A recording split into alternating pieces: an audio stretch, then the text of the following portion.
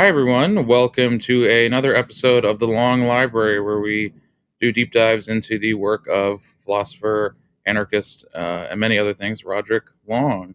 Welcome back, Roderick. How have you been? Pretty good. I'm sure our viewers and listeners will notice a long time since our last episode. We're sorry about that. Life gets in the way, although the last year has been so uneventful, so I don't really know why we couldn't get you guys another episode till now. But here it is, and we have a not at all timely topic for you. We are going to cover an article by Roderick Long that is on c4ss.org. You'll obviously be able to find the link below. It's called They Saw It Coming, the 19th Century Libertarian Critique of Fascism. So I'm just curious, Roderick, as usual, maybe you can tell our listeners a little bit of the context surrounding the origin of this piece, how it came about. It wasn't originally published on C4SS. Kind of ironic where it was, but so why don't you just say a little? Yeah, so this was, as you say, somewhat ironically, originally for a conference on fascism that was held at the Mises Institute back in the days when we and they were on somewhat better, I and they were on somewhat better terms.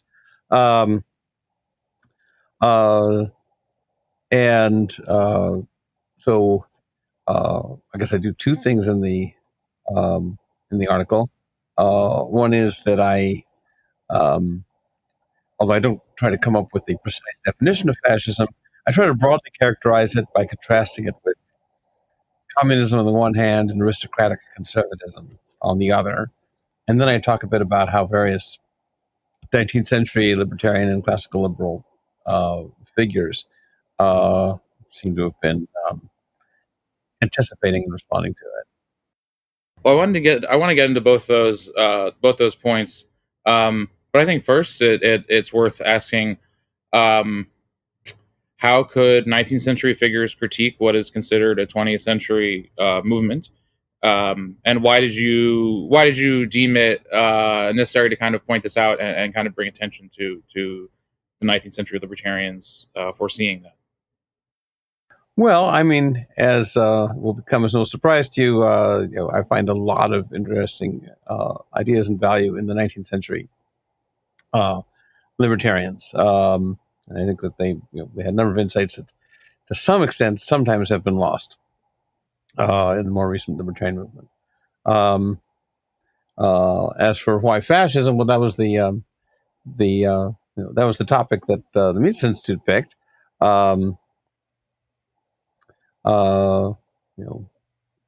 Back when they weren't so directly celebrating any particular contemporary fascist figure. So this was, I should clarify, this was intended to be a conference against fascism. The good old Wow, days. the Mises Institute held an anti-fascist conference, Roderick? Is that what you're telling me? Yeah, Mises Institute was Antifa, yeah. Oof. Stop the presses on that one. Okay, Yeah. so then what is you mentioned this in the article though, because I think people would necessarily ask, how could the 19th century figures comment on fascism when we don't see fascism until the 20th century? Yeah, well, I mean, political movements don't pop up necessarily out of nowhere. So even if fascism in the form that we know it from the 1930s or really beginning 1920s, came from there, there were antecedents. There were movements leading toward it. So, 19th century figures didn't have in view, something, that had necessarily all the features of fascism as we'd come to know it, but they saw various trends, and the trends they saw and critiqued are trends that you could see as ultimately leading into fascism. So, Okay, so that's what they call it coming. let's get into the meat of it all. You mentioned this already, but what in your mind then distinguishes fascism from, on the one hand, communism, and on the other hand, conservatism? All right, so communism, for one thing, communism is in theory, though not necessarily in practice, cosmopolitan and internationalist.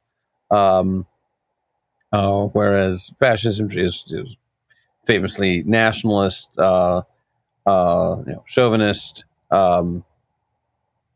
Another difference is that communism and fascism these are tendencies, they're not like absolutes, but they're tendencies, uh, tend to have different attitudes toward uh, sources of power and influence outside the state. Um, uh, so the communist attitude tends to be to abolish them or squash them as much as possible. Whereas the fascist attitude, despite Mussolini's famous quote, nothing against the state, nothing outside the state. Nevertheless, fascists tend to be more interested in co-opting or absorbing things like big business or the church or the family, rather than trying to seeing them as purely antagonistic to the state, seeing them as potential allies. Because of course they can be both. They are, any source of power outside the state is a potential counterbalance to the state. But on the other hand, it can also assist the state. Particularly, it can assist the state in producing certain habits of docility and conformity, which might be useful to states with certain agendas. And that's so. For example, that's one reason that wealthy industrialists have generally been more tempted by fascism than by communism, because they often have a chance to get some kind of role in it.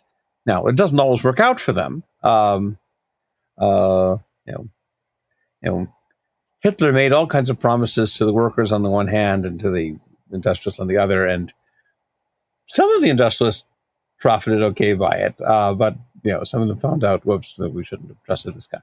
Um, but there's more of that attempt. Also, there's a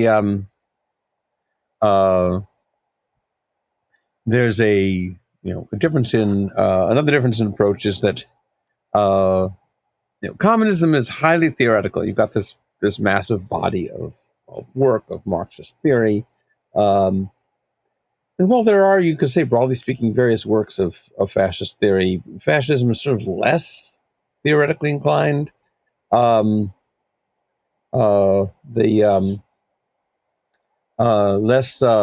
less concerned to there's a kind of folksy anti-intellectual, we're just plain folks, you and me against the pointy-headed intellectuals kind of approach that fascism often takes, a kind of anti-rationalism, a kind of romantic in the bad sense of romantic anti-rationalism,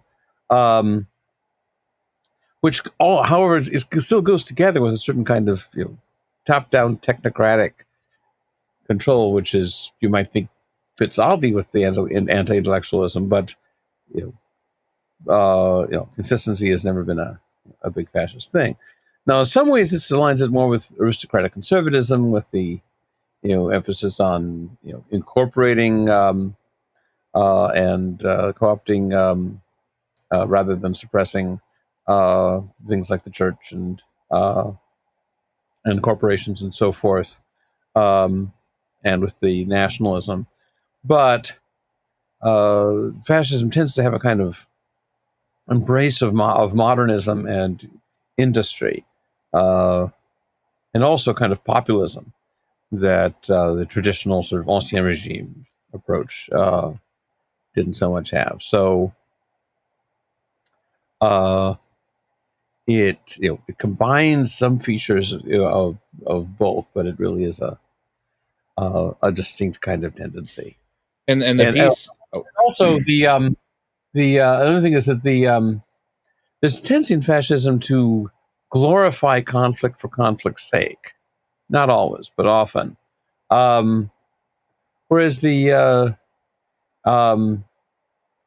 although certainly there's plenty of glorification of conflict in communist writings, it's usually as the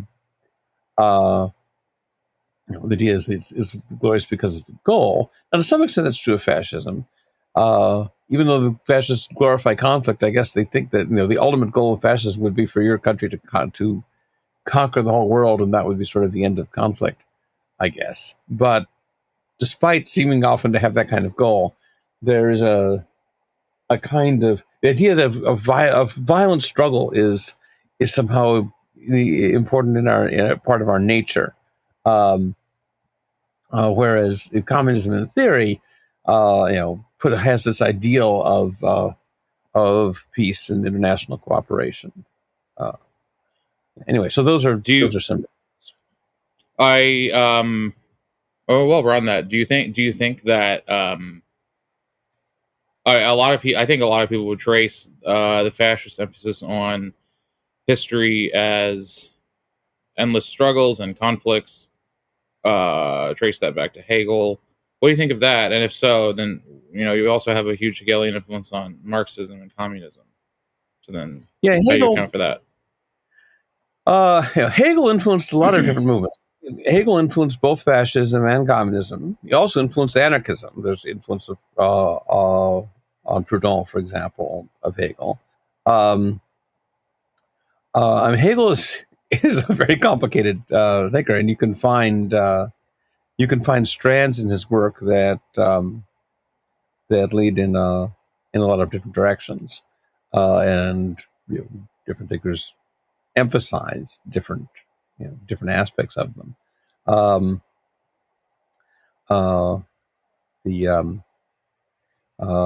but I guess something that's in common is this idea that of um, you know, this idea of although Hegel himself never used the terms thesis, antithesis, synthesis. That was sort of a product of sort of later, perhaps more vulgar Hegelians. There is this sort of idea you find in him that you'll see two ideas that seem opposed, but in the conflict between the ideas, there's a kind of merging into something that resolves them. Because ultimately, that comes from Kant and his resolution of the antinomies, where you rise to a higher level and you see that these different views about space and time and so forth don't really conflict. So you can see that as a pro-conflict view, or you can see it as an anti-conflict view, depending on how you take it. You could say, look, here are these two views that you thought conflicted, but in fact, if you really come to understand them, they're really harmonious, and they're both could be, they both turn out to be right, or sometimes they both turn out to be wrong, or at least they're wrong in their original one-sided formulation. Now, sometimes this was interpreted as this conflict of ideas plays out in history in terms of actual conflicts of people hitting each other. It's not clear how far that's what Hegel had in mind, because he is very difficult. I mean, he to read. Some people so difficult that many people just think he's just a gobbledygook, which I don't think he is. I think there's a lot of interesting stuff in there, both good and bad. But this sort of vision of and of course this the conflict for Marx is primarily conflict among ideas, and to some extent that's true of Proudhon too. Whereas both the Marxists and the fascists tend to think that was too abstract, and that it's really about conflicts among classes for Marx and among nations, races, whatever, for fascism. But to some extent, I think that's sort of betraying what was sort of most theoretically interesting about Hegel. Well, we definitely don't have time to explain Hegel on this podcast. Could be a topic for a future episode. Although I don't think you've written anything explicitly about Hegel that I know of. Am I wrong about that? Pardon? I don't think you. I don't think I have. No. Yeah. Okay. But I know you're. This is too off tangent. Let's get back to the the article at hand. To go back to your point about what distinguishes fascism from conservatism. You make an interesting point in the essay on the influence of private wealth, especially under modernity and under democracy, and how that maybe help distinguish fascism from conservatism through time. Can you speak more about that? Okay, yeah. So traditionally, and when I say aristocratic conservatism, I sort of mean sort of what the French call the old regime, the ancien regime, the former regime, uh, the kind of mix of monarchy and feudalism that ruled Europe for a long time, and that was overthrown in the 18th and 19th centuries. Um, uh, that was a regime that did not. There was, on the whole, that began to change a little bit toward the end of it. Was on the whole not that supportive of what you could call the mercantile revolution that we start seeing toward the end of the Middle Ages. The uh, you know, the development uh, of sources of wealth through trade and commerce that don't depend primarily on patronage from either the king or the nobles or the church. In fact, uh, uh, the you get these independent uh, cities popping up in in the late Middle Ages that are mercantile cities, and they were they offer a kind of exit from the feudal system. In particular, if you were a serf and you could get to one of these cities and manage to avoid, you could stay there for a year and a day without being caught by the emissaries of your feudal master. Then you would be declared a it would be open for you to become a citizen of that city, and then the city would protect you from merchants. And there were these wars between kings and these mercantile cities.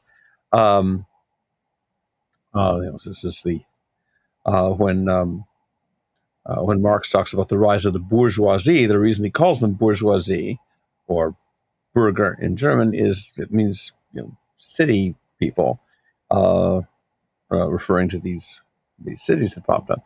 Um, and so they were kind of a counterbalance against the system. But later on, they certainly find a way to accommodate themselves to the rising new democratic states and win influence in them. So that although there was a time when it might have been true that big business was a persecuted minority, it was like the 12th century, not today. Um, but the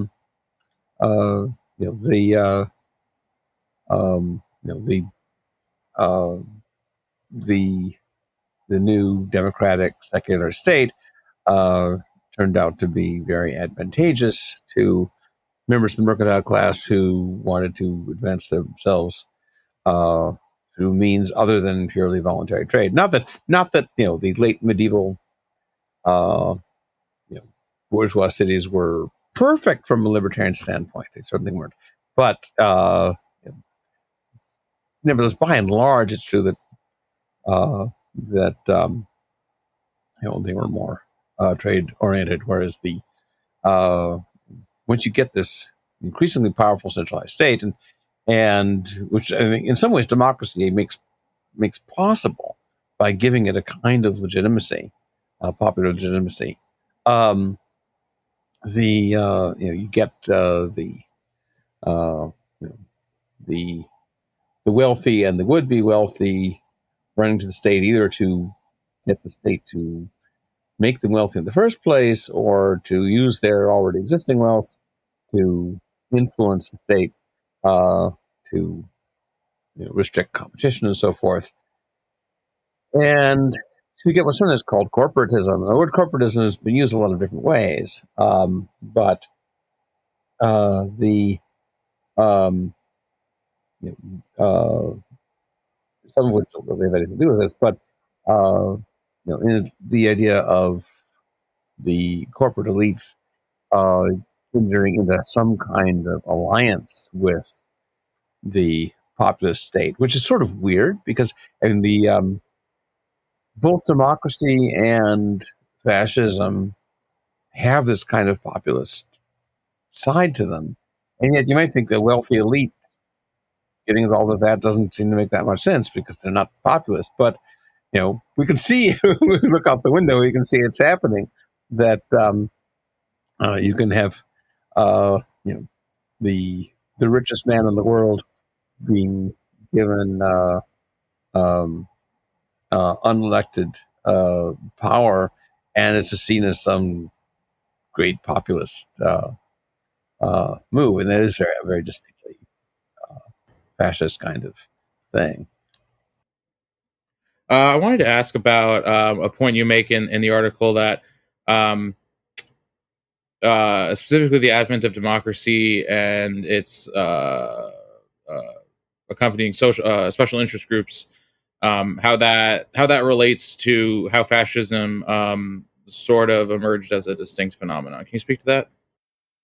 Okay, so there's a so on the one hand, democracy has, as I said, sort of this populist side to it, in that it is appealing to the, the populace as a whole, as at least in Hmm. principle decision makers, um, but also, and this is something that, for example, William Graham Sumner points out in one of the 19th century classical liberals I talk about, um, where he talks specifically the plutocracy, which is one aspect of these many forms of fascism. Um, he says, you might think the popular government would be a block against fascism, well, against plutocracy, but then in fact it tends to enable plutocracy. So basically, it's you think about special interest groups.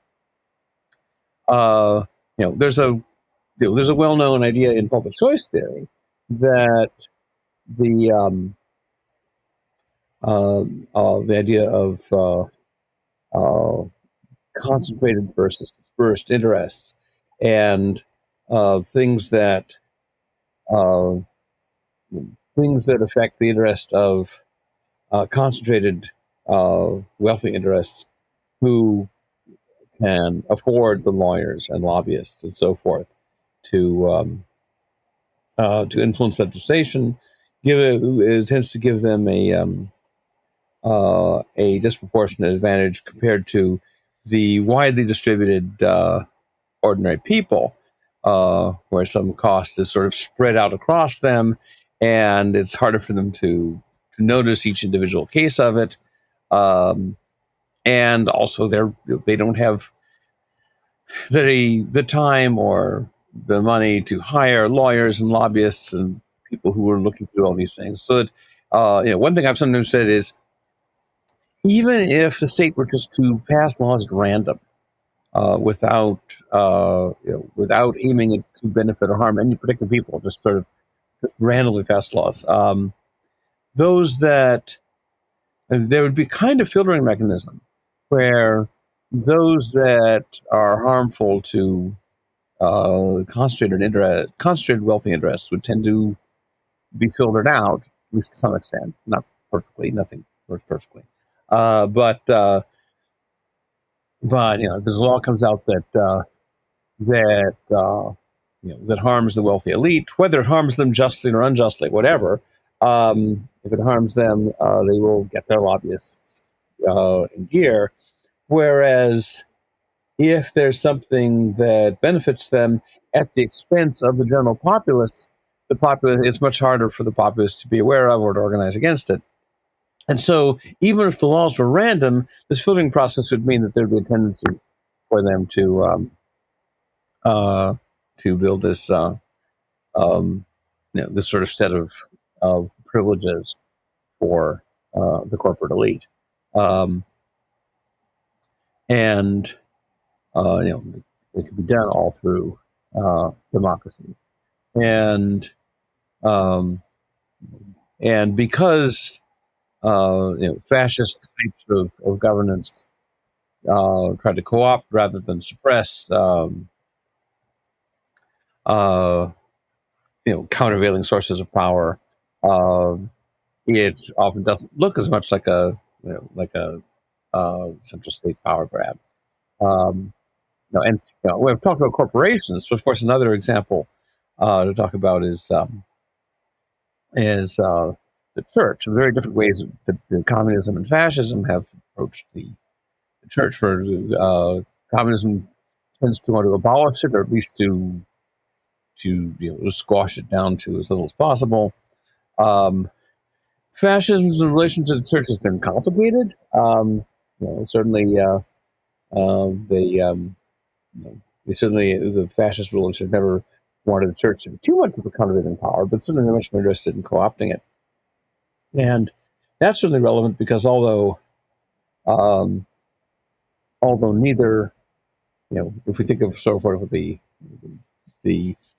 fascist or quasi-fascist triumvirate that seem to be in charge at the moment, neither Trump nor Musk has that much interest in religious and theological matters, but the vice president, Vance, does, and he's sort of the least visible of that trinity at the moment. He's like the Holy Spirit. You don't know what he looks like.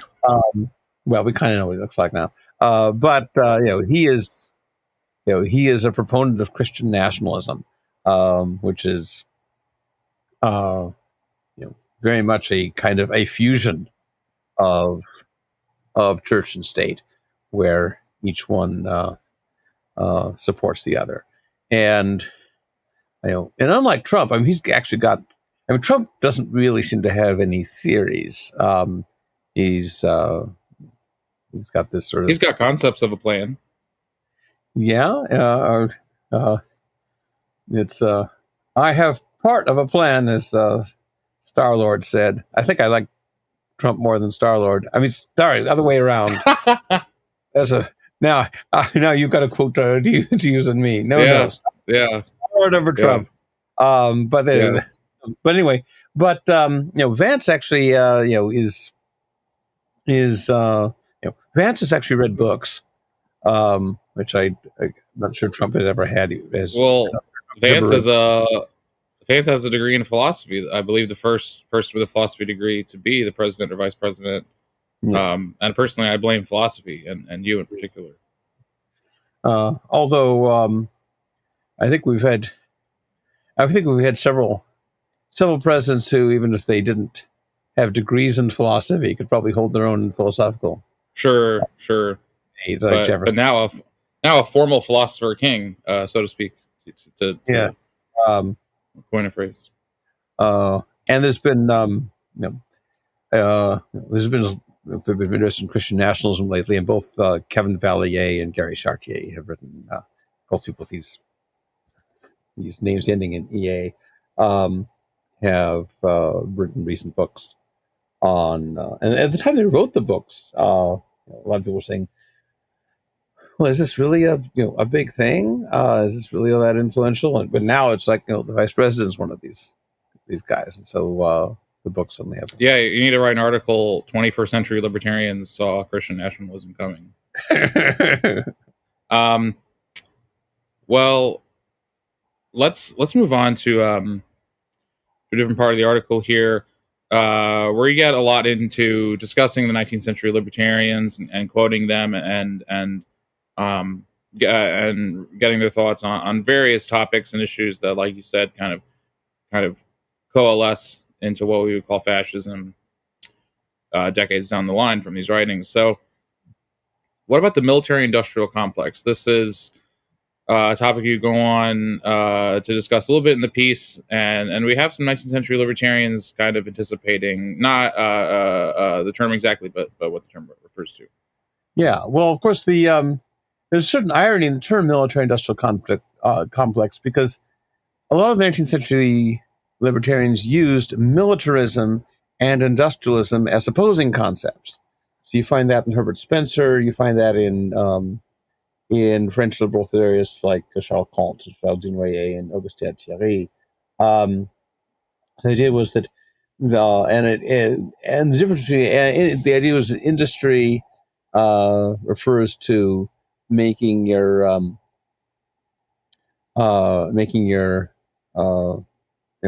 living through production and voluntary exchange, while militarism involves relations of conquest and domination. But they were all very aware, some more than others, but they were all very aware that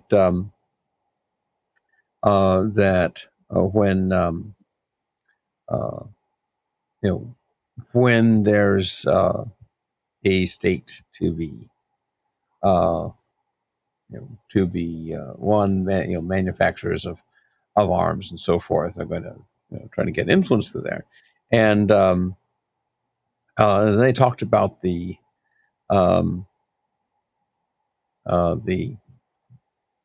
they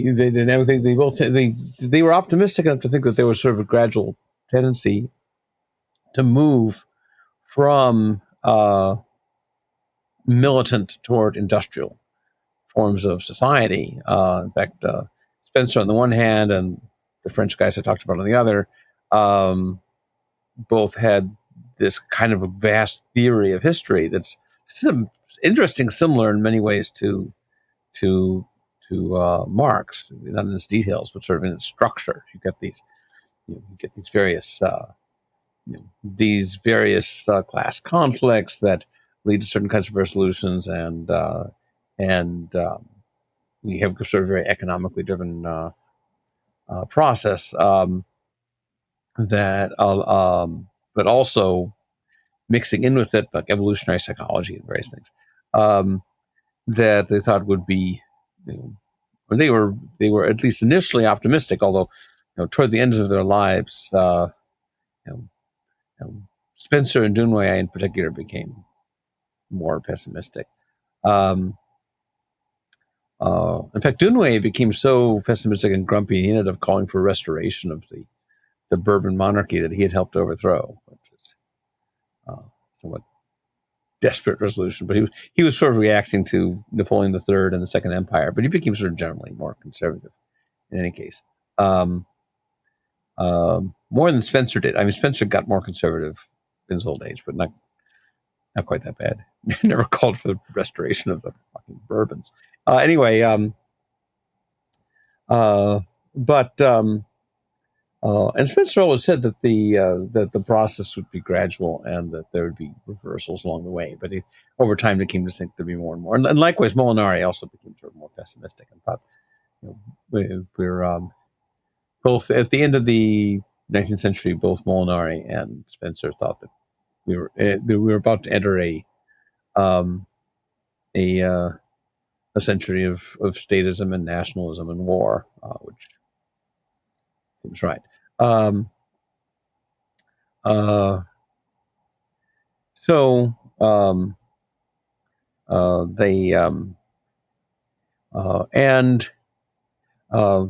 part of the dynamic is, and Spencer in particular talks about this, although so does Sumner, for example, that the need to exert military power outward, the need to conquer or subdue other people, requires a kind of militarization of society that affects the liberty of people in it.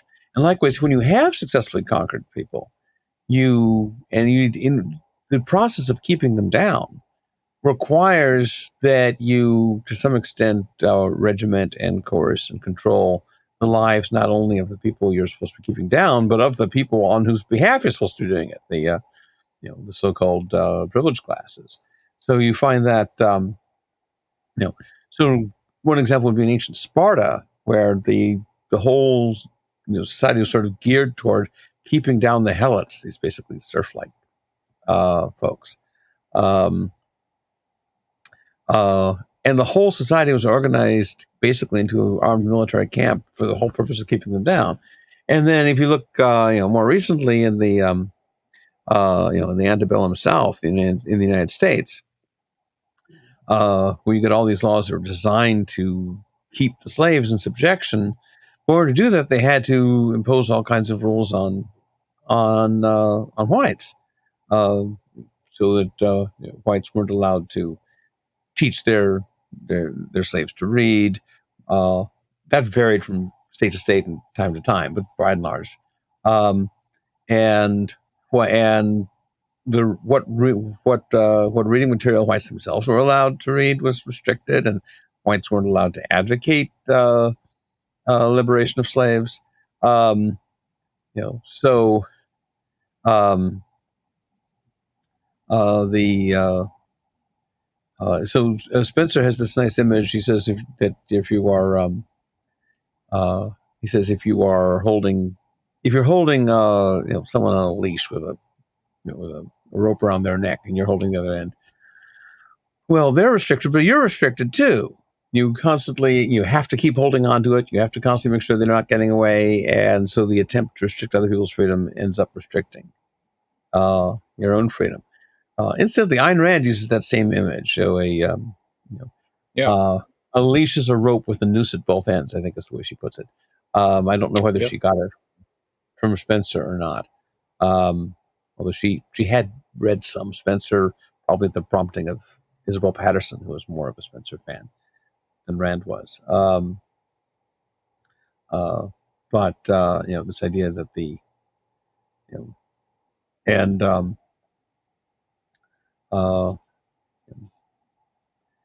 and of course, it's also true that that it's not as though these states are saying, "Oh no, we are forced against our will to put more restrictions on our privileged classes in order to more effectively subordinate the others," because often that they welcome that.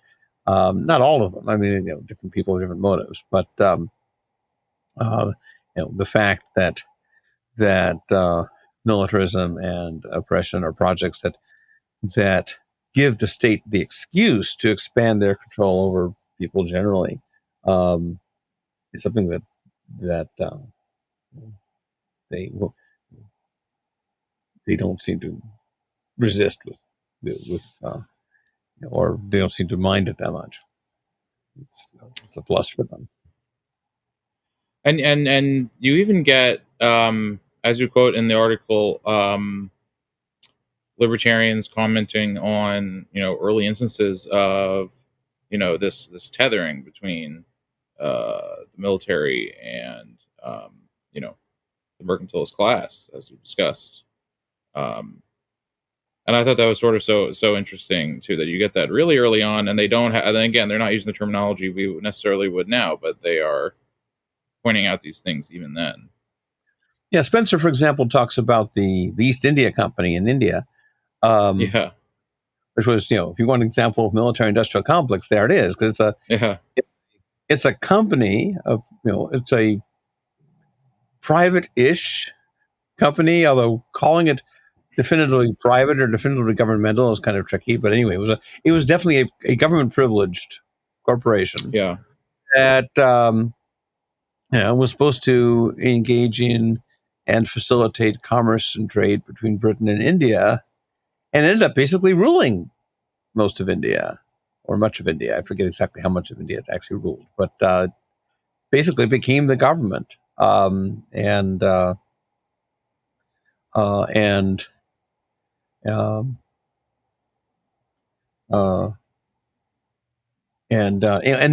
19th century libertarians and classical liberals were opposed to it.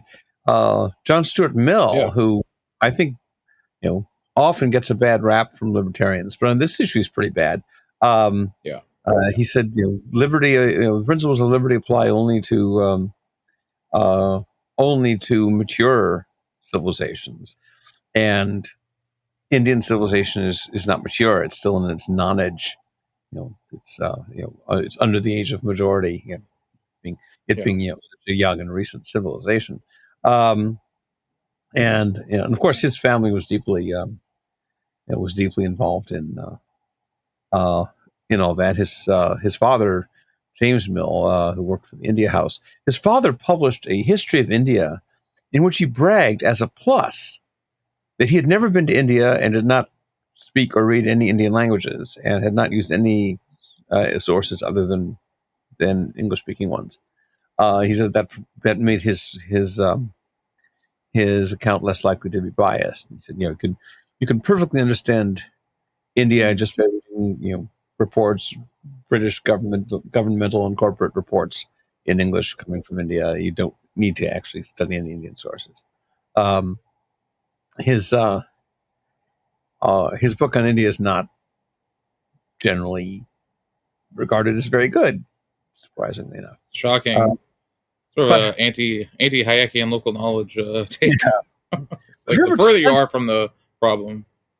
But Herbert Spencer, who's often regarded outside the libertarian movement as sort of the the demonic force that you oppose to Mill. I remember reading this. There's some famous person, was it Crane Britton or someone who said that Mill humanized the doctrine of utilitarianism while Spencer barbarized it.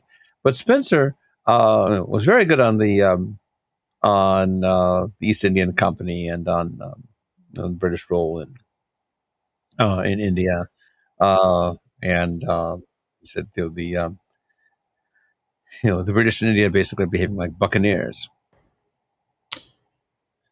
Wasn't Milton Friedman even years later, of course, also bad on this topic? I know a number of libertarians have had I don't know if I'm have had a fond attitude toward the British Empire, fonder attitude than I think. It's a shame that I feel like those aren't necessarily the dominant voices in terms of just quantity inside libertarianism, but quite egregious and sort of taken by outsiders as exemplary of libertarianism when you have people like Spencer.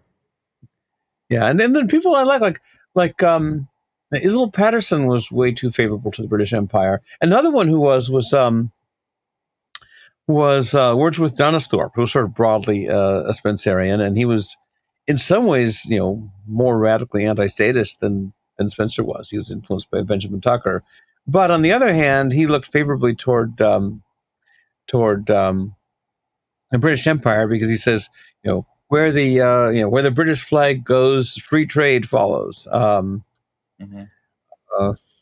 Also, this is turning massacres of the local population also follow, but yeah, you win some, you lose some.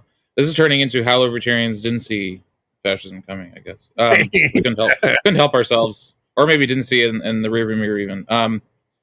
Yeah, it's a shame. I mean, you also quote Spooner at length, who has some really fun excerpts on what, in effect, the military-industrial complex as well. So, of course, many voices at the time. In the sources where he talks about that, he also goes on and on and on about the Rothschilds, and you kind of wish maybe he would. I was going to bring that up. Yes, Apple a little less. It's very interesting. It's hard to, I think, now that's a much more clear sort of dog whistle, and an obvious obsession amongst bad faith and authoritarian and racist thinkers. I don't know to what extent that was in effect an anti-Semitic sort of attitude by Spooner, or if it was just again before. I mean, it was before even the Protocols, the Elders of Zion, before a ton of like modern anti-Semitic conspiracy theories took off that center the Rothschilds, among other things. It's kind of, but yes, it's worth noting for sure. Yeah, I don't know what his. I don't know generally what his. Whether he had any anti-Semitic attitudes. He was, he was certainly anti-racist when it came to blacks. But it's perfectly possible for someone to be anti-racist and blacks but be anti-Semitic. I mean, Jules Verne would be a good example. Verne wrote these, some wonderful anti-colonialist novels about blacks and also Native Americans. resisting colonialism. But then his Jewish characters are like the worst anti-Semitic caricatures conceivable. Yeah. Sometimes in the same book. I mean, like his book Martin Pass is really good on American Indians were terrible on Jews. Anyway, he was not a classical liberal, Yeah. so we need to worry about him. But anyway, No. I don't know whether Spooner had anti-Semitic views or whether he just was seizing on Rothschild as like a prominent example of a. Right. And I think that's the grain of truth that hooks a lot of people and drags them down to what then ends up being anti-Semitic conspiracy. It's certainly true that that Rothschild was one of the was one of these people who he was influential. He sought various kinds of government. He was a wealthy guy who sought governmental privilege. Picking him out as like this distinctive one. I mean, there was a whole crowd of them, and they certainly were not all Jewish. Yeah. So I've never been sure whether that's actually something suspect in Spooner or whether it's just an unfortunate thing that looks bad. And it wouldn't be out of step for the whole for the era or ideas necessarily either, with Proudhon being a very explicit. Proudhon was super anti-Semitic.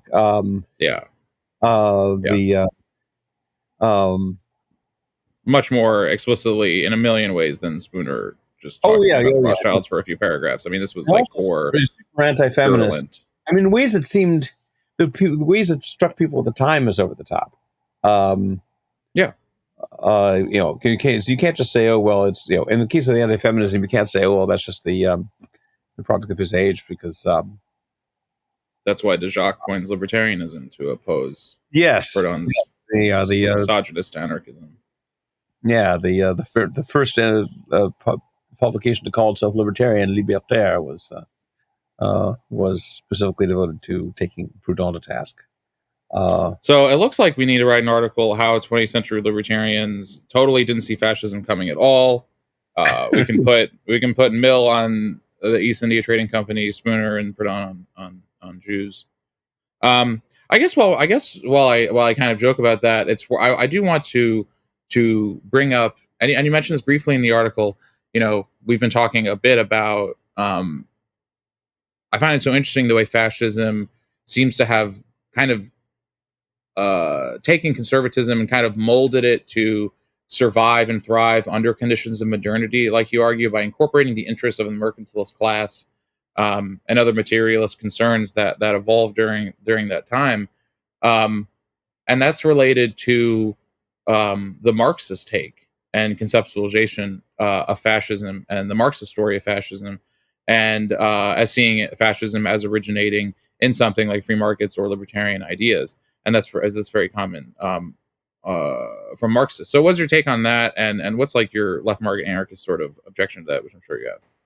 Yeah. Well, okay. So, and also the one way I want to say something about this dispute about was National Socialism, socialist, etc., where you get I think some very simplistic arguments on both sides. Or on the one hand, people say, well, it's got socialism right in the name, so it must be socialist, which would be good news for the Democratic Republic of North Korea. But on the other hand, you get people on the other side basically saying, well, it can't be socialist because it's bad. The Nazis actually started off with a kind of dispute within their movement. There were some who were sort of more socialist, in that they were, they were very suspicious of attempts to reach out to the capitalist class and the industrialists. They saw themselves as more of a proletarian movement. I mean, they were a racist nationalist proletarian movement, but a proletarian. And then you get the other faction that that wanted to reach out to the big industrialists, and Hitler ended up siding with the second group, and the first group basically he either killed them or they forced them into exile. Um, uh, so so I don't, so even if there were aspects of early Nazism that you could call kind of socialist, I don't think that it's not, given at the extent to which it was that Hitler opted for the corporatist um, sort of state capitalist move. I don't think that it's all that useful to call it socialist. I mean, there's some broad sense in which you can call it socialist, but the people who call it that, they want to score some kind of points that that just granting, well, this is a very broad, generic sense, is not going to do it. They really want to say, well, um, uh, Nazism is really, you know, indistinguishable from these other kinds of socialism, which I don't think it is.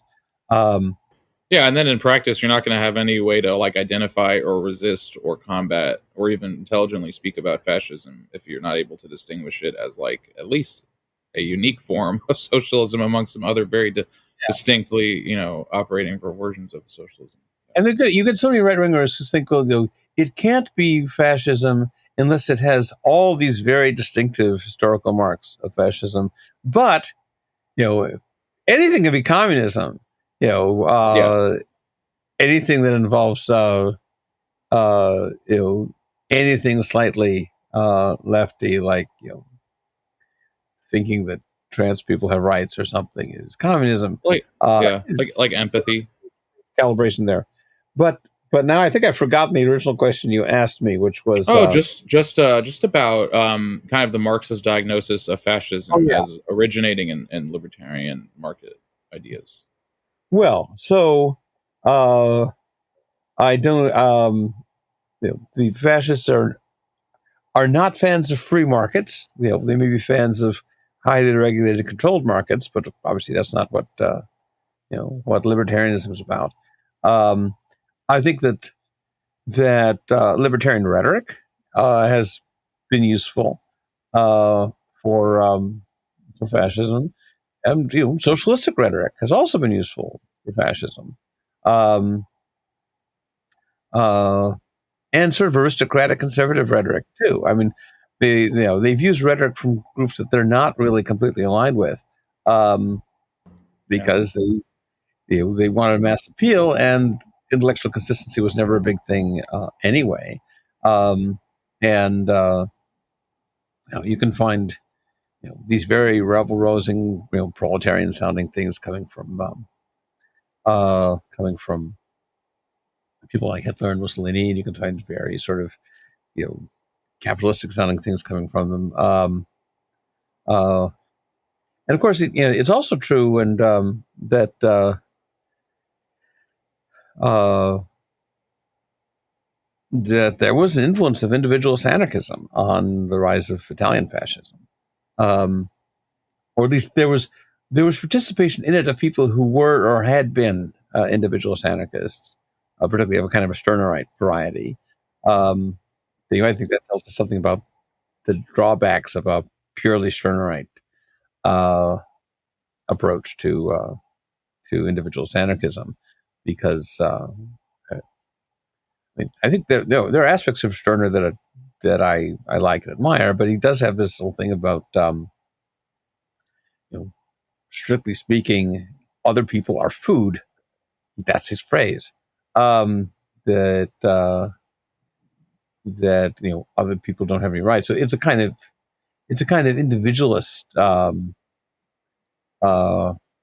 sort of amoral egoism, and it gets converted into a kind of collectivist uh, amoral egoism, of which no group outside of our collective has any rights we need to respect. And which is in. And Stirner wouldn't have gone for that. I mean, I'm not saying that Stirner would have liked uh, fascism. That switch from the individual to the collective is not irrelevant, but still, there's this kind of uh, you can easily get out of Stirner this kind of amoral morality is just a bunch of sentimental crap. We're out for what we can get.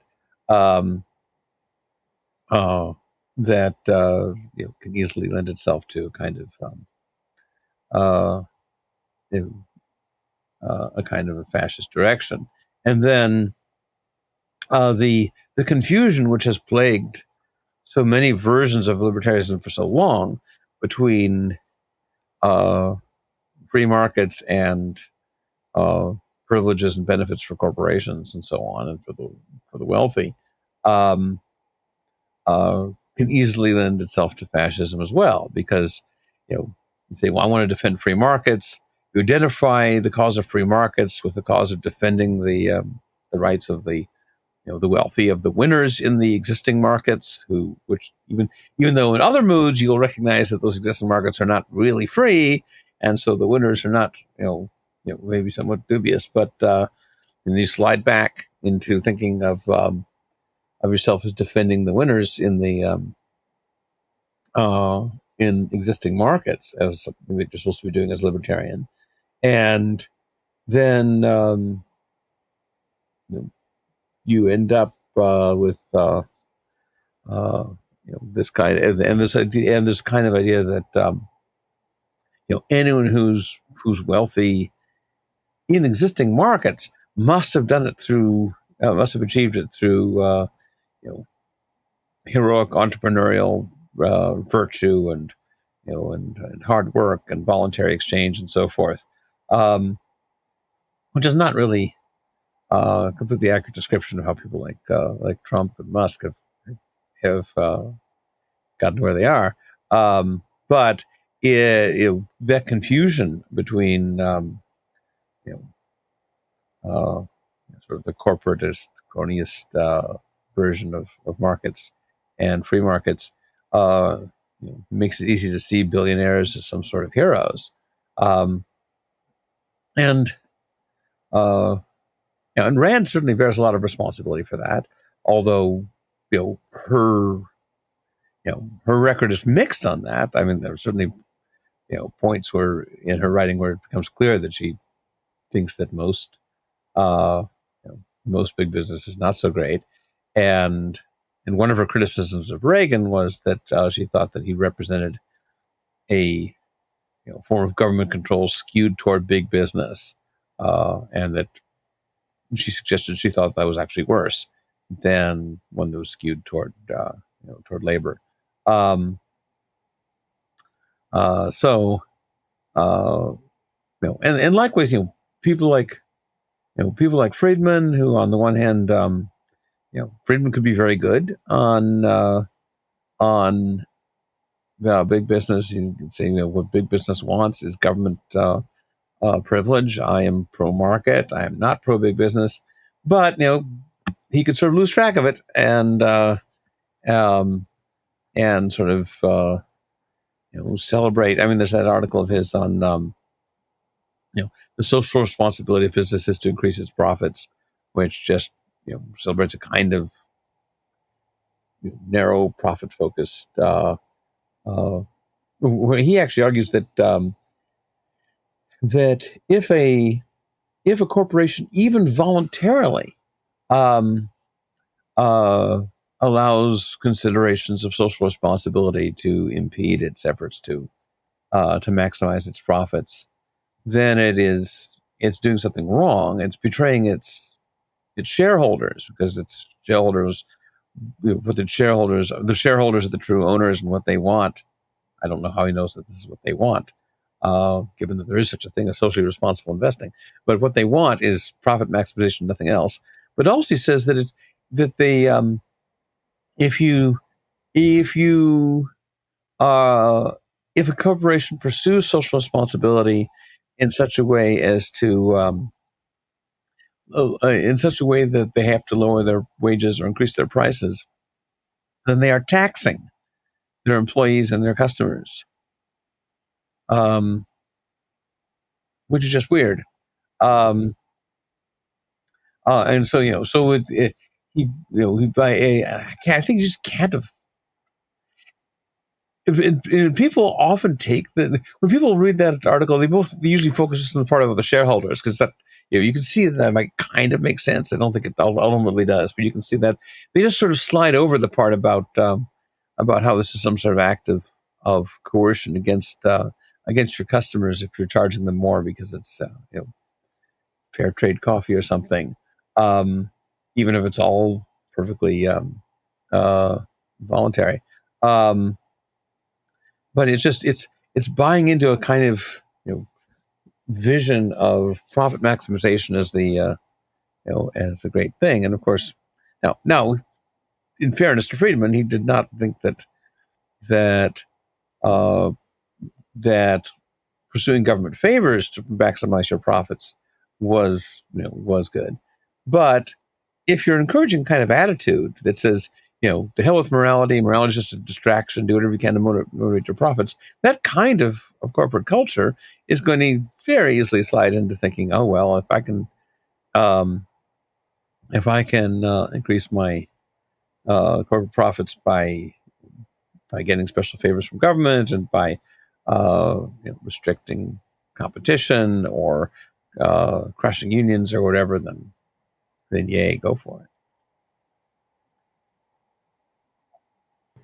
Another big theme that you discuss in the piece, another major idea that would kind of come together with the development of fascism, is patriarchy. So can Mm-hmm. you just tell a bit about 19? We already kind of briefly discussed actually on one of the 19th century libertarians who's really bad on patriarchy, Proudhon, but probably even more libertarians that were quite good on patriarchy. Yeah. So, I mentioned that one thing that fascism, likes to do is to sort of build bridges with external sources of power to the extent that they can reinforce its mission. And the family is one of those. We've talked about business. We've talked about the church. The family is another one. And uh, communists have often talked about abolishing the family, although for the most part, when they get in power, they don't go that far. But um, uh, fascists often uphold the family, but a particular model of the family, the patriarchal family, the uh, they the the male head of household as the boss, as a kind of analogy to the state and as something that helps to build a kind of culture of people raised in those families that will naturally transfer over to the state.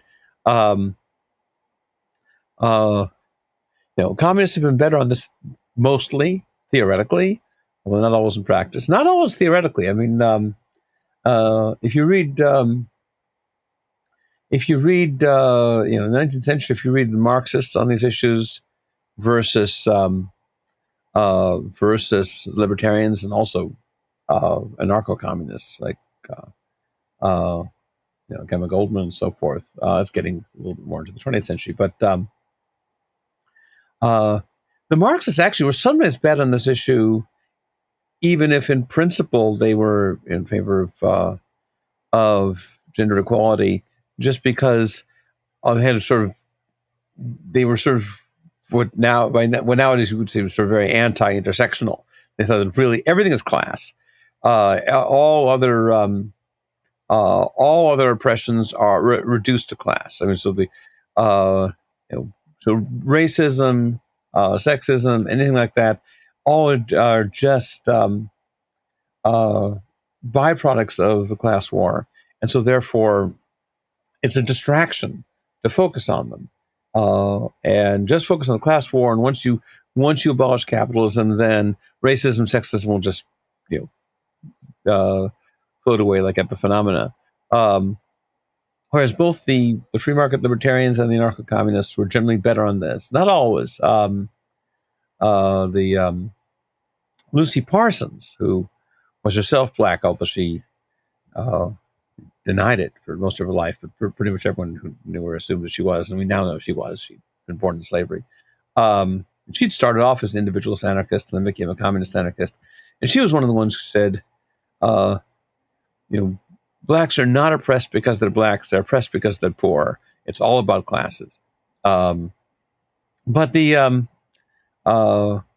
and she was, despite being a woman, she was not that much into feminism. But if you look at at the both the free market libertarians and the anarcho-communists, they were much more what we would now call intersectional. So a good example would be Ezra and Angela Haywood, who were individualist, market-oriented anarchists. Uh, um, they were, they sort of very left libertarian economics. They were also proponents of free love, which didn't just mean promiscuity; it meant basically the separation of sex and state, or more broadly, the separation of coercion and state. Um, and You mean coercion and sex? sorry, yeah. You can't separate coercion and state. Well, you can have coercion without the state, but yeah, it's a little hard to do it the other way around. Yes. But yes, sex and coercion. They wanted to remove. So they were against the husband's rights to control their wives' income and property, and so on. Anyway, they used the word. They didn't use the word patriarchy. They used the word heism. But heism was their, and they described by heism they meant a kind of a vision of male supremacy that fed naturally into statism and militarism. They called it this booted whiskered thing. I'm self-conscious now because I've got some, but so do you. I'm not wearing boots at the moment though. Jack boots or otherwise. You don't know if I'm wearing anything other than this shirt. Anyway, well, it's not an After Dark's podcast, Roger. There was, and this view that the liberation of labor, the liberation of sex and women and of blacks and so forth, they tend to see these as all interrelated to differing degrees. I mean, for example, Benjamin Tucker, although he was very good on feminism for the most part, he did lean a little bit toward thinking that really it was all that. Well, he was more class reductionist. Yes, he was more like the Marxists. Yeah, not as far as the Marxists, because he devoted more, but still, in that direction, he thought that just abolish the state and abolish capitalism, and the rest will follow. And freer industry, and the rest will follow. And many modern libertarians are not class reductionists, but state reductionists, and they'll pay lip service to racism and patriarchy and those kinds of, or even class-based ills, but say all of that is downstream really of the state, and you just get rid of the state, and then everything else will sort itself out. Yeah. So in the Pages of Liberty, which was Tucker's periodical, you get the various members of this movement all debating each other about this, and they had different attitudes. Some were closer to class reductionism, some were much more intersectional. And they talked about this, and if you abolished these kinds of oppression, I mean, they certainly thought that they tended to think that the various forms of oppression sort of mutually supported each other. So they thought that it would that removing one of them would tend to undermine the others. But nevertheless, a lot of them thought that these had sort of independent forces. And Dunoyer and Spencer both thought that statism had originated in patriarchy. They said that the first class division was between men and women, with men oppressing women and forcing women to labor for them. And that all the later forms of statism had grown out of that. So obviously that's a view that doesn't take statism as the sole cause of all the No, and evils. then you can go in the other direction. I mean, instead of class first or state first, you have sex first reductionism, and say, Yeah, that hierarchy or that system of oppression is like really the fundamental one out of which yeah. all the others grow, and like, so yeah, different degrees of salience depending on your perspective. Uh, but Edwin Walker, who was part of this movement and who was married to uh, Lillian Harman, not Lillian Hellman, that's someone else. Lillian Harman, who was the daughter of Moses Harman. They were free love individualist anarchist activists in Kansas. He said, you know, if the state were the source of all evil, then it would be mystery where the state came from. Um, Yeah. It doesn't make sense to think of, it's not like the Death Star where there's just this one point and you hit that and blow it up and that blows up the whole thing. So I've been talking about intersectionality, but another term I could use is dialectical. Um, to borrow a term in the way that Chris Kabara uses it, uh, that there are various different aspects of society. He talks about relations between sort of the political and psychological and so forth. But also, you could talk about different forms of oppression. Uh, you know, they they can be mutually reinforcing. Not always. Sometimes they go against each other in particular cases. Uh, but there are many ways in which they are mutually reinforcing. Um, and so that if you're really concerned about getting rid of oppression, you can't just focus on one of them. And you see this today among libertarian feminists. Some libertarian feminists, or people who call themselves libertarian feminists or individualist feminists, seem to have in mind just the very narrow idea that we're against any kind of discrimination against women that is done by or caused by the state. That's what we oppose. And okay, so far so good. That's a good thing to oppose. But then there are others who, or the same ones in different moods, who we're we oppose statism, and we oppose male supremacy, um, and we oppose both of them. We oppose them when they're allied, but in cases where one is operating without the other, we oppose those too, which makes more sense. If you're a libertarian feminist, you know, neither of those should be, sort of narrowing the range of. Neither of those terms shouldn't be narrowing the range of the other. They should be sort of, maybe giving it some focus. But this is a libertarian feminist shouldn't be someone who cares only about the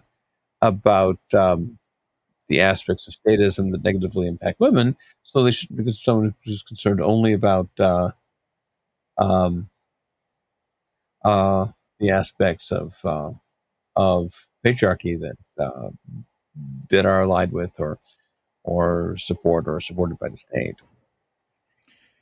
Yeah, it's quite refreshing to read the 19th century libertarians. The vast majority of them, like you've been saying, kind of have this often, inarticulated wisdom and framework that we would call dialectical or intersectional, and that's Yeah, sort of well, of been course, quietly lost. sometimes their grasp of it is not perfect either. Spencer is someone who got No, worse on feminism over time. He was very strongly feminist in his early writings. Um, in his later ones, uh, he says, "Well, because men uh, because men fight wars and women don't, therefore women shouldn't have the right to vote on any issues involving military policy. Only men should vote on those issues, as though women don't, whether they serve in combat or not, don't bear any costs of war."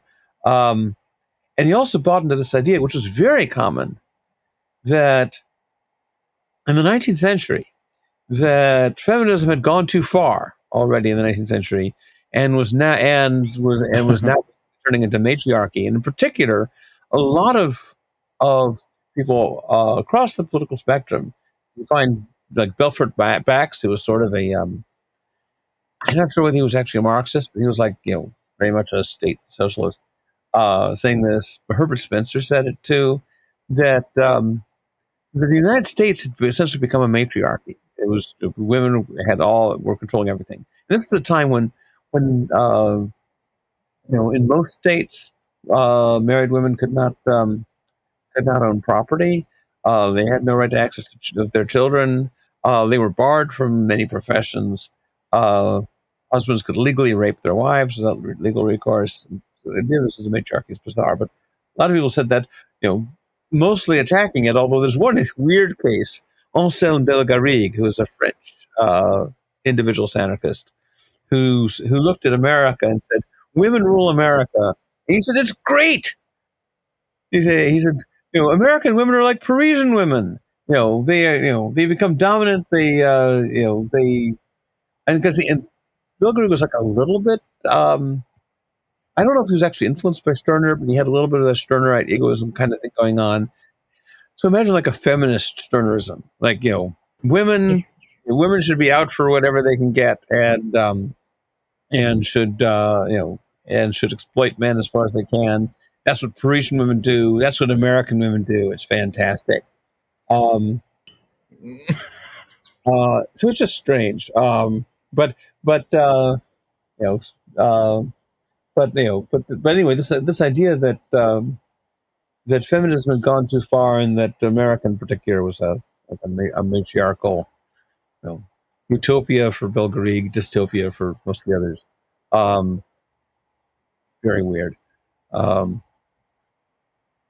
Let's go to, I thought, so we've discussed mercantilist class and private wealth as relating to fascism. We've discussed the military industrial complex as relates to fascism, and then now patriarchy, and all the libertarian critiques thereof.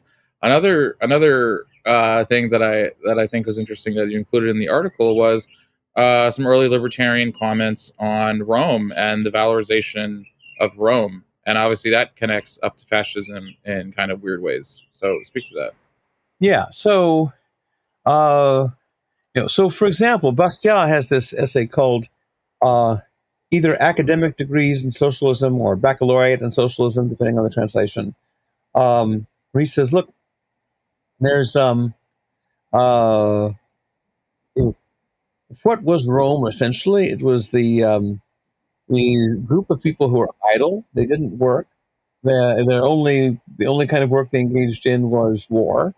They ran farms and things, but they didn't work on them. They had slaves, and they spent all their time, uh, conquering other people, enslaving people. They were, you know, as he saw it, the height of militancy and very little industrialism. Some other people have been, Isabel Patterson's more favorable to Rome. She thinks that Rome is like 50-50 militant and industrial. But anyway, that was Bastel's view. You find a similar idea in anyway. So in Bastel thought the reason they said this about academic degrees is most of the most of the traditional classical French education was reading the Roman classics.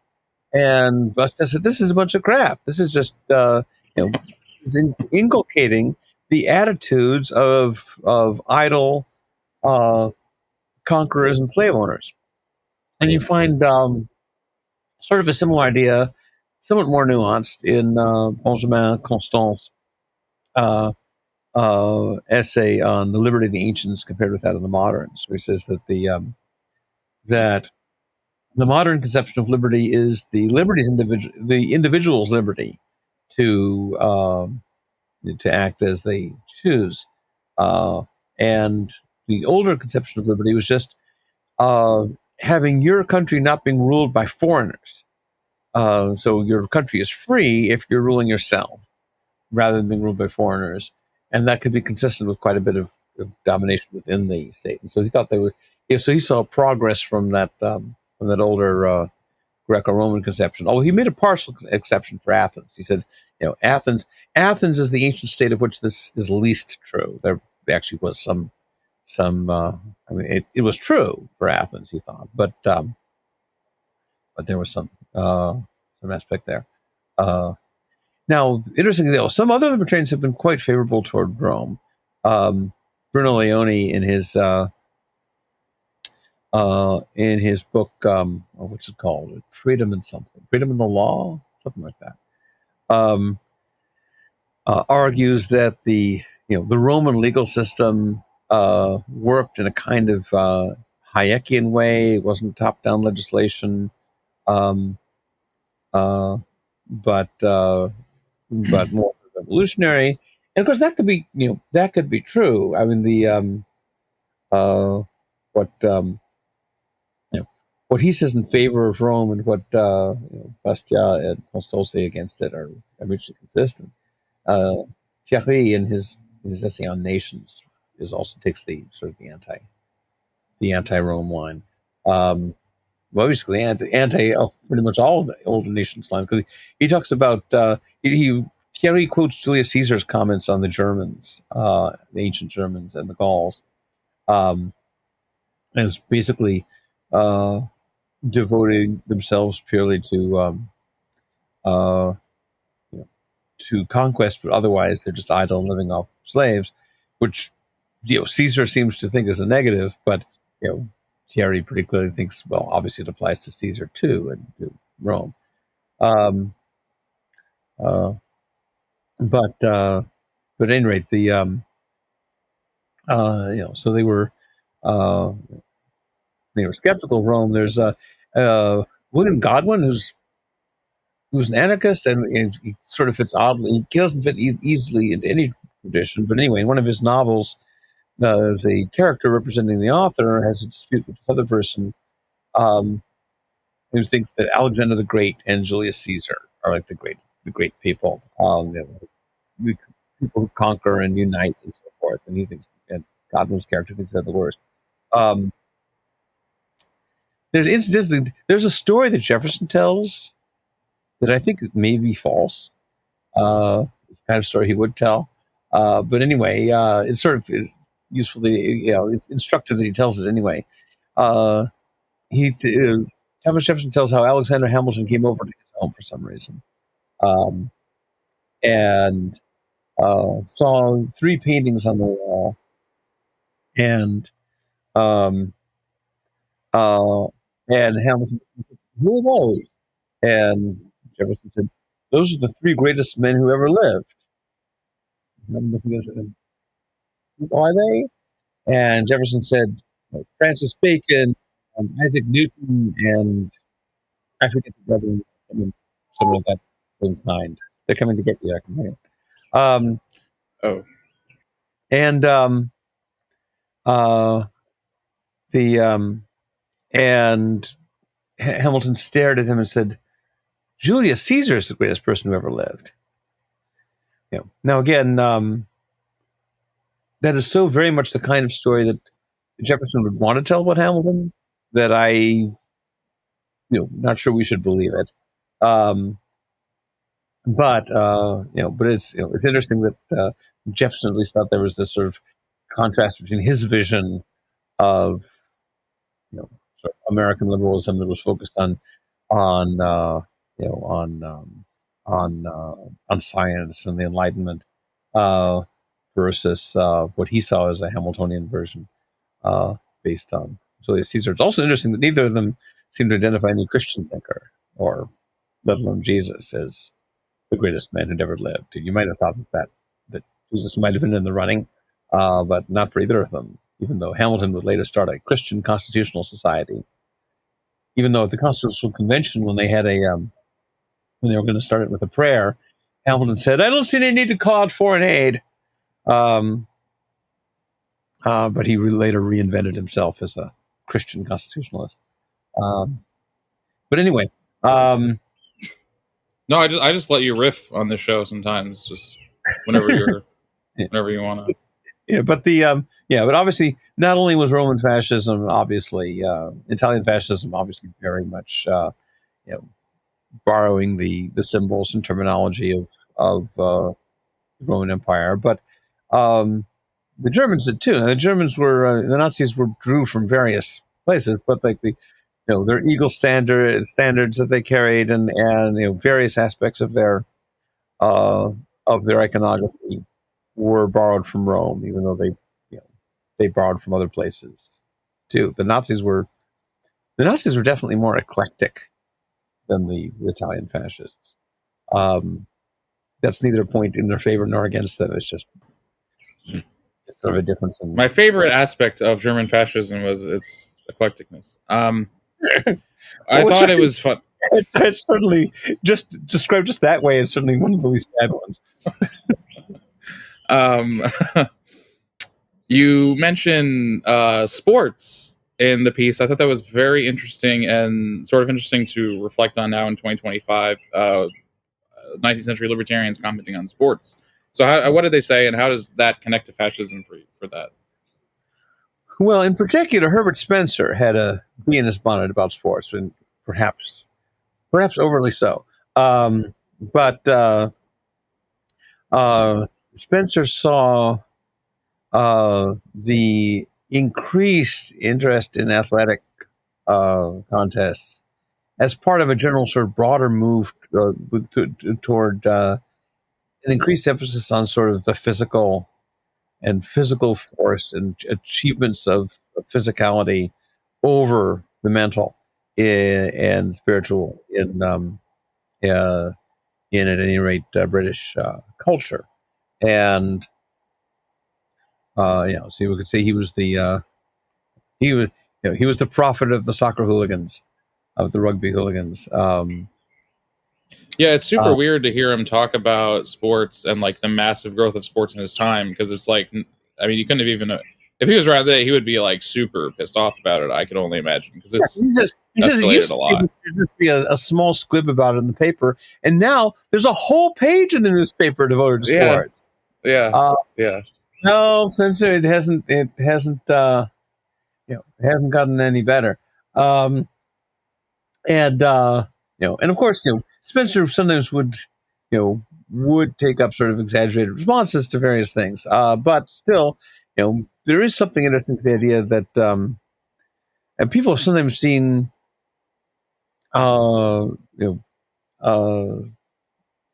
specifically sort of competitive team sports as in some ways sort of training for nationalism, in that you are supporting your team in a violent contest with the other team, where there's no ideology difference between the two teams. It's not like one of the teams this ideology and that. It's just this is my gang. I wear these colors. I chant this chant. Those guys they wear the wrong colors. They chant that chant. As you can see, this is as potentially training people for nationalism. Now, some people have said, well, no. On the other hand, in contrary, it's a kind of a counterpoint to nationalism. It's a rival source of loyalty. So sports is like your external structures, like the family, the church, and the business. Yeah, it can kind of maybe go both ways. Yeah, I mean, people sometimes people say, look at these, we have these violent sports, not quite as violent as the old gladiatorial combats, but we do have these violent sports, and it's like the bread and circuses that the old emperors used to give us. But of course, that didn't always work for them. And there was a famous, basically equivalent of soccer hooligan riot in the Byzantine Empire. There were these different, I guess it was chariot races, and these different teams like the blues and the greens. And what started off as a fight between them ended up in an attempt to overthrow the government. And it's not clear to me exactly how it happened, but that was the thing that happened. So it didn't always make the populace more docile. But still there is something similar to it. And I remember when I was walking around downtown San Diego with Gary. We were both there for a Gary Chartier. Gary Chartier. And we walked past Petco Stadium, Of course, this modern practice of having stadiums named after various big corporations is sort of interesting too. But anyway, um, used to be they all had, the stadiums all had names being named on basis on the location or something, and now they're all named after corporate sponsors.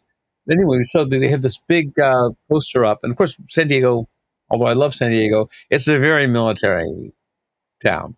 Um, and they had this gigantic poster up of a bunch of people in military uniforms on one side and a bunch of people in baseball uniforms on the other, because baseball is the although you might think baseball is like a much less militaristic model of a sport than say football, which is the big thing here in Auburn. But they had a bunch of baseball people in baseball uniforms lined up sort of rigidly on one side, and a bunch of people in military uniforms lined up on the other. And then this big, corporate sponsor name above it, and the whole thing was just kind of creepy. Yeah, I mean, sports are greatly. I mean, at least these, enormously money making and highly produced sports are so entwined with business and government as well. I mean, it's nauseating to watch like the Super Bowl and Trump was there and they do the military flyovers and the big national anthem and We do military flyovers right here. I mean, and whenever there's a game here in Auburn, the the either military jets or military helicopters going by. If I happen to be in my office, like on the day before, they will, you know, I also try to get a photo of them, but my phone's too slow. But these military helicopters look like they're almost flying right at my building because I'm on the 6th floor, which in Auburn is fairly high off the ground to be. Um, definitely the military is involved even at the level of local college yeah, sport. yeah. But on the other hand, I find myself somewhat persuaded by I think a lot of more contemporary arguments that and you kind of gestured the sports as being specifically like a comparatively harmless outlet for our tribalistic impulses Mhm. and our violent impulses and things like that. Um, we'd rather set those things, to work in the context of sports rather than actual running of government and starting wars, things like that. So um, let's before we wrap up, I wanted to um, update the conversation a little bit, I guess, and ask you a couple things about later libertarians as well in the context of the discussion. Um, if 19th century libertarians were on the whole pretty good about seeing and arguing against the ideas that would coalesce into what we would call fascism in the 20th century, what do you think of the 20th century libertarians that were writing and thinking as contemporaries with those fascist regimes in the 30s and 40s? How did they do? Well, uh, some of them are pretty good. I mean, I think a lot of the way in which they people like I mean, Hayek and Mises both talked about the ways in which uh, the the the Western democratic regimes were becoming like fascism. I mean, Hayek had the Road to Serfdom, which is a book I have very mixed view of, but that aspect is good. And then Mises has Omnipotent Government, which is sort of a his overview of the rise of Nazism. Although it's a little bit odd because he treats, he tends to be sort of an economics first kind of guy, and so he treats economic protectionism as though it's like the driving force of in the rise of Nazism, or one of the chief ones. And certainly it's part of the mix, but I think that he overstates it because he's got this economic view. Um, but he argues that the logic of economic protectionism is going to lead you into certain kinds of aggressive nationalism, which of course Bastiat had said too. Um, Well, if you're on Mises, we got to discuss his collaboration with Dolphus. This is a common point of Yeah, discussion for. yeah, and I mean he Mises, and this is another case where both sides tend to be a little bit simplistic. Some people say, well, Mises was basically a pro-fascist. Other people say, no, he wasn't. He was completely against fascism. His view was that fascism was a useful counterbalance to socialism, which is and communism, which was not a good idea. Um, and so, likewise, not only did he sort of personally ally with the with some sort of quasi-fascist types in Austria, but also he saw the rise of fascism in Italy as helping to prevent a communist takeover there. Um, uh, It seems like he genuinely didn't foresee or realize how horrible fascism could and yeah. would actually be in practice until it happened. I mean, Although I he was, wonder what he would have said later in life in the 60s about that.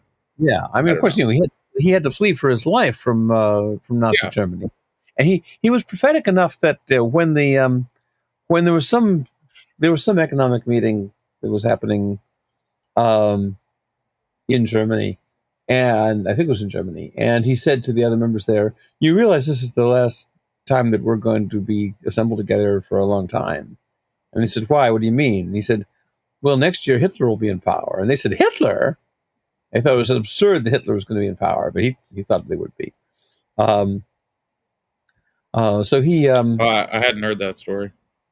and so he moved, and of course, when the Nazis came to power, he moved uh, he got a job in Switzerland, although uh, his legal status there was a little bit iffy. And also, he still maintained his apartment in Germany, and it looked like he wasn't going to be able to keep his anyway. So he ends up fleeing from Germany and fleeing through France. He's fleeing through France, with his wife, and I guess her daughter. Later on, became a prominent journalist. But anyway, he's fleeing through France, like a few steps ahead of the German army, and makes it. I can't remember whether I think did they end up in Portugal? Because Portugal was neutral. So I think they got to Portugal, and from there were able to get to fly out. I don't think they would have had a transatlantic flight. They flew to Britain and then got a ship. I don't remember, but anyway, he had to get out one step ahead of the Nazis. But uh, I mean, certainly he didn't. Later, although in the book Liberalism, he does say, we owe to the fascists the fact that they prevented the communist takeover. Um, Right, but but that's like 27. something like that, I yeah. think I think I people like to infer a lot from that kind of statement, which is a totally different statement if you say that in 45. Then Yeah, that's just and he doesn't have anything totally good to say. different. But he doesn't have anything good to say about the fascists, and But yeah, at least showing, yeah, again, I don't think he saw the real potential there by saying even that in 27 is just, yeah, I don't know and why. of course you do have, and even if people have sometimes overstated this, it's definitely a real thing that Hayek did write to Margaret Thatcher and say, "I really think we need a dictator." Um, uh, we've got the letter. He says this uh, because he was so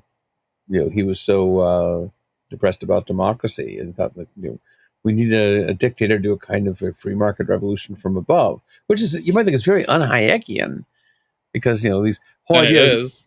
that revolutions from above don't work, even if they're meant sincerely, which they're not likely to be. But even if they are, they don't work, which is definitely something that a lot of libertarians have lost track of now.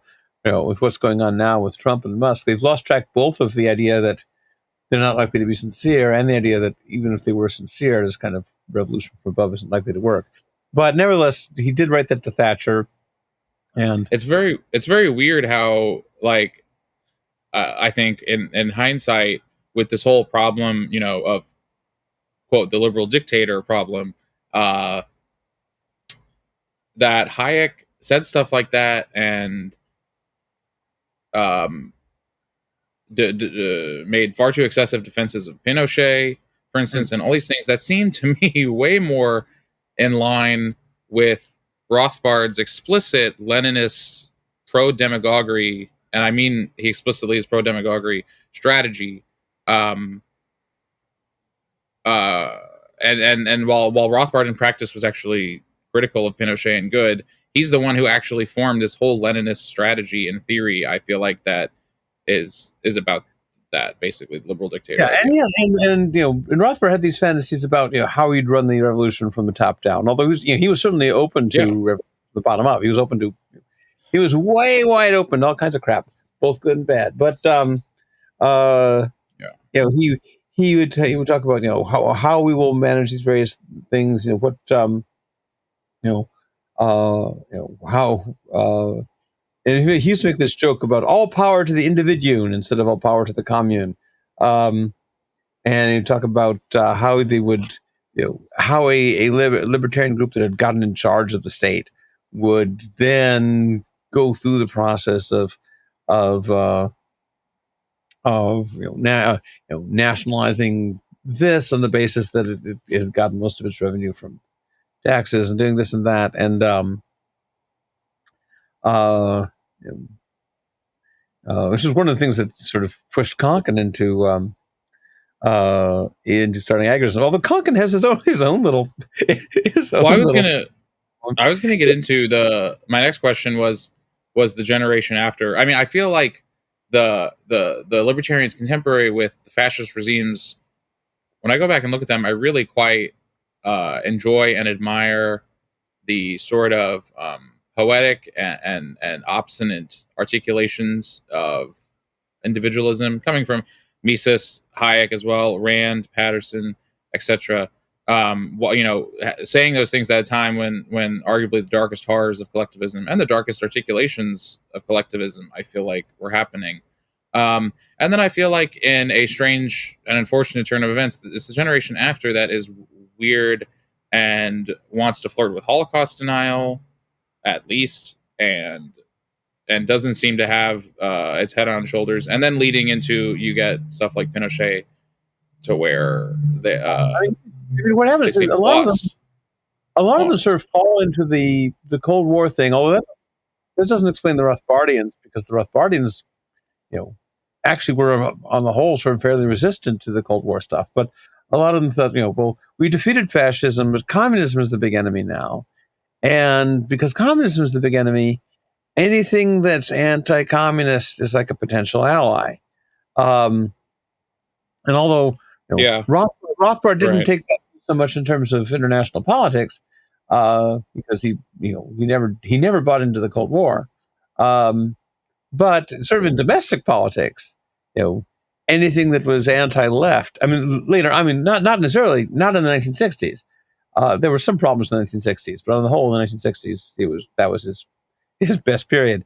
But later on, anything that's anti-left is a potential ally um, against leftist statism, um, and that strategy. Well, that strategy has led us to where we are. I mean, not that it's all to be placed at Rothbard's door, but it's Well, that that was kind. my next question. Today, uh, libertarians today. I mean, I did want to ask you, just to set that up more. I mean, so for everyone listening, this piece that we're talking about was written 20 years ago, this year, 2005. And obviously it's very much drawing parallels to the Bush administration. We didn't discuss any of that, but you do that in the piece, and explicitly, and then the rest of it is very suggestive of that.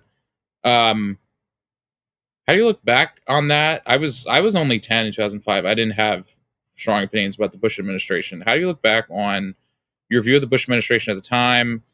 How fascism and its ideas have progressed in the last 20 years in America and the libertarian movement? Yeah. It's a big Well, question, but I mean, one thing is, I mean, the Trump and the Trump movement seem almost like a parody of the things that were problematic about the Bush administration. I mean, Bush already, in some ways, seemed like a parody. I mean, this is George W. Bush, the son. No, he had this sort of, this folksy, anti-intellectual manner, and he would say things that didn't make any sense. And he, although seems like James Madison compared to compared to what issues out of the White House these days. But I guess he's sort of he helped prepare the way for a for this. But of course, after that, then we got when we got Obama. I mean, Obama was he doesn't fit into that mode sort of aesthetically. I mean, Obama was very articulate and reasonable sounding. I mean, he did awful things. He was a massive deporter. He was a massive bomber of civilians. The liberals who look at him as some sort of glowing figure are, I mean, he talked a good game. He sounded like someone who would have been he sounded intellectual, reasonable, pro peace, pro inclusion. Of course, a lot of right wingers hated the way he sounded, but but anyway, that was a mode of persuasion that that half the country was willing to elect. It was bad stuff wrapped in sort of a very civilized rhetoric. Now we're getting fascist crap wrapped in fascist rhetoric. I mean, with some other stuff added. I mean, they're using libertarian rhetoric too, and it's incredible how many libertarians are falling for it. But still, the the vulgarity and so forth, the things that people made fun of George W. Bush for. I don't know whether someone like Trump could have gotten elected back then. It was Trump the way he seems now. Because Trump used to sound a little. Actually, Trump used to also sound more left wing. He used to sound like a sort of a centrist liberal. I don't know if he was sincere there. I mean, who knows what it means for him to have a sincere belief? I mean, his mind is so opaque to me. I don't know. I mean, what's going on in there? Just to be clear, you didn't vote for Trump? I not to my recollection. No. Okay. I thought maybe. Wanted to clarify for our listeners. I actually this last election was the first time I voted in a long time, but I really just voted. I voted for Chase Oliver just to punish the Mises Caucus. I wasn't voting for Chase Oliver because I wanted him to be president. I voted for him because he was he was fairly decent, and the Mises Caucus that had taken control of the Libertarian Party was giving him no support and treating him like shit. And he was pro immigration, pro choice and abortion, pro LGBT, and he was gay. He was critical of Israel's treatment of Palestine. I mean, he was one of the I would have various disagreements with him, but he was one of the best candidates that came along for a long time, and so I voted for him just because it was a vote against the Mises Caucus more than it was a vote that I wanted him to be president. Yeah, my wife did the same thing as you for the same reason. And you didn't vote at all because it was just and I can't blame you for that. I've still never voted. I came as close as I ever have this year. But my first vote ever was for Ronald Reagan. So in 1984. All right, time to wrap up the podcast right there. Everyone, Roderick needs to go take a nap. 84? Yeah, that was that was the first election for which I was eligible to vote, and okay.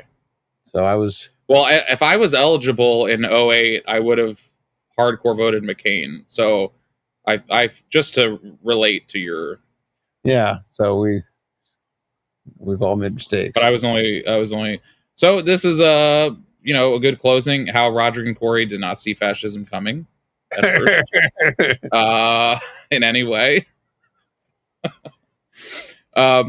Well, we have talked for almost 2 hours. I hope everyone has enjoyed another episode of the Long Library. I think this is a good place to wrap up. This has been a very, very fun discussion. I recommend everyone check out the article below. It's not even a particularly lengthy essay, but it's very, very informative and interesting in general and at this present moment. And I thought it was very timely to discuss today. So I want to thank all our listeners and all our viewers. Sorry again for the long delay between the third episode and this fourth episode. Hopefully we can keep this momentum going and keep delivering you some good episodes. Check C4SS out at our website at c4ss.org. Check us out on Blue Sky, on Patreon. And yeah, thank you for all your support. Roderick, thank you as usual for joining us for an episode. Thank Appreciate you. it. All right, take care, everyone.